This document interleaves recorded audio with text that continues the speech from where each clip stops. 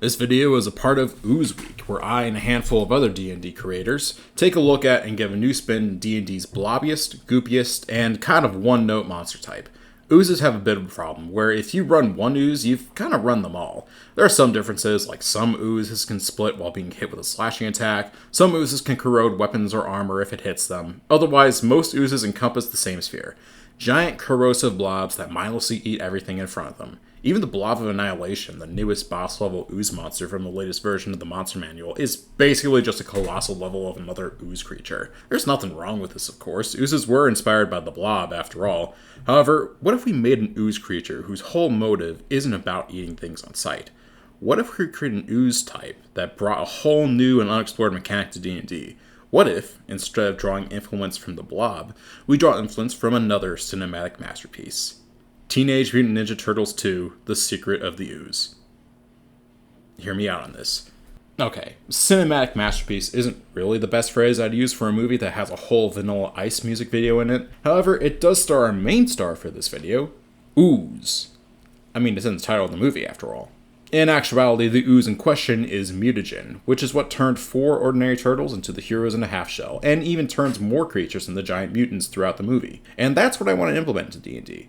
Granted, Mutagen isn't exclusive to this movie, as it is a common trope in plenty of other comics and movies, but not D&D. Let's fix that, and bring Ooze into D&D.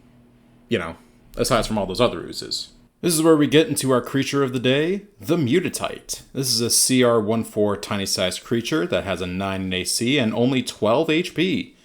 Wow, that doesn't really seem very compelling, huh? However, it's what the creature does and what it can produce that what really makes it stand out. Like most oozes, it has a pseudopod attack. However, when it hits a creature, it forces that creature to make a DC 11 Constitution saving throw. If the creature succeeds, then they're fine, save for 1d6 acid damage. On a failed save, however, the target finds himself changed in a drastic way. Some find their limbs growing longer, while others grow a set of gills. Some mutations are minor, while others find their mutations so debilitating or horrific that they resort to life underground, where many mutants create colonies to live about their lives. Mutatites also live underground, enjoying dark and damp environments, though they mostly don't grow much larger than their otherwise tiny size. Researchers and mages have made an effect in recent years to collect Mutatite and siphon out their mutagenic fluids and keep them in vials to study. A lot of attempts to do this have been unsuccessful, as certain researchers found themselves mutated. However, those handful of researchers bold, or rather mad enough to extract the fluid of a mutatite found themselves successful in creating mutagens to study.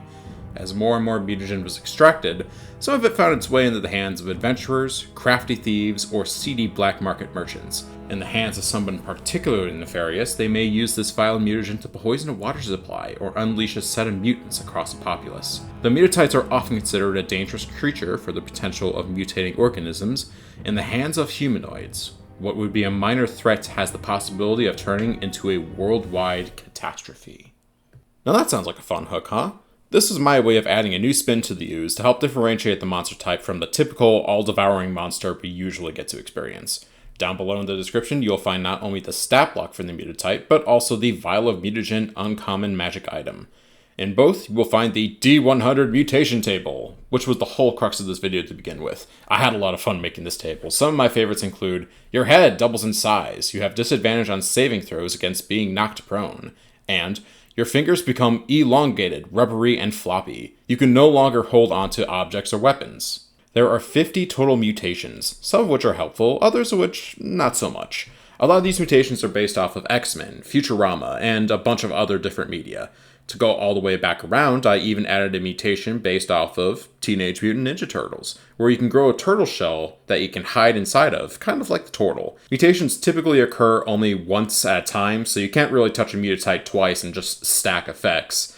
And the only way you can remove the mutation is with a greater restoration spell, so make sure you have that 9th level cleric by your side if a mutation goes horribly wrong. Now go forth, adventurers, with your mutations and little blobby friends. Thank you and have a happy rest of your ooze week.